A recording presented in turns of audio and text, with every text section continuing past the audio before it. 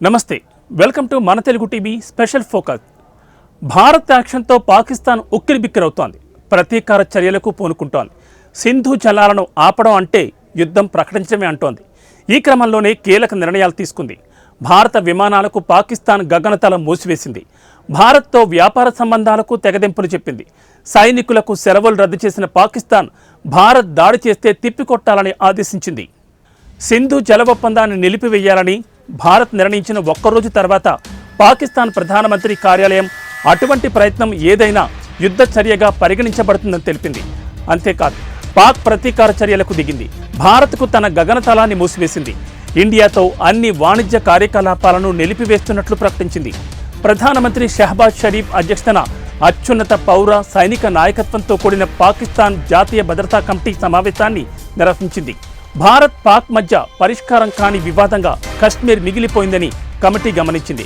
కశ్మీరీలకు స్వయం నిర్ణయాధికార హక్కు ఉందని తన వైఖరిని పునరుద్ఘాటించింది. ఉగ్రవాద దాడిని నిస్సందేహంగా ఖండిస్తూ పాకిస్తాన్ ప్రధానమంత్రి కార్యాలయం ఇలా పేర్కొంది: విశ్వసనీయ దర్యాప్తు, ధృవీకరించదగిన ఆధారాలు లేనప్పుడు పహల్గాం దాడిని పాకిస్తాన్తో అనుసంధానించే ప్రయత్నాలు పనికి మాలినవి, హేతుబద్ధత లేనివని పేర్కొంది. సింధు జలాల ఒప్పందాన్ని నిలుపుదల చేయాలన్న భారత ప్రకటనను కమిటీ తీవ్రంగా తిరస్కరించాలని నిర్ణయించింది. ఈ ఒప్పందం ప్రపంచ బ్యాంక్ మధ్యవర్తిత్వం వహించిన ఒక అంతర్జాతీయ ఒప్పందం. ఏకపక్షంగా నిలిపివేయడానికి ఎటువంటి నిబంధన లేదు. ఆ నీరు పాకిస్తాన్కు అత్యంత ముఖ్యం. 240 మిలియన్ల ప్రజలకు జీవనాడి. సింధు జలాల ఒప్పందం ప్రకారం పాకిస్తాన్ చెందిన నీటి ప్రవాహాన్ని ఆపడానికి లేదా మళ్లించడానికి చేసే ఏ ప్రయత్నమైనా దిగువ నదీ తీర ప్రాంత హక్కులను ఆక్రమించడం యుద్ధ చర్యగా పరిగణించబడుతుందని ఒక ప్రకటనలో పేర్కొంది.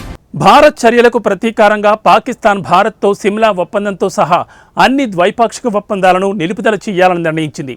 తక్షణమే వాఘా సరిహద్దు పోస్టును మూసివేస్తున్నట్లు ప్రకటించింది.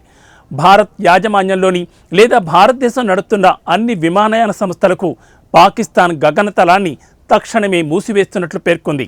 ఇది ఇవాల్టి స్పెషల్ స్టోరీ. మరో ఇంట్రెస్టింగ్ టాపిక్తో మళ్ళీ కలుద్దాం. నమస్తే.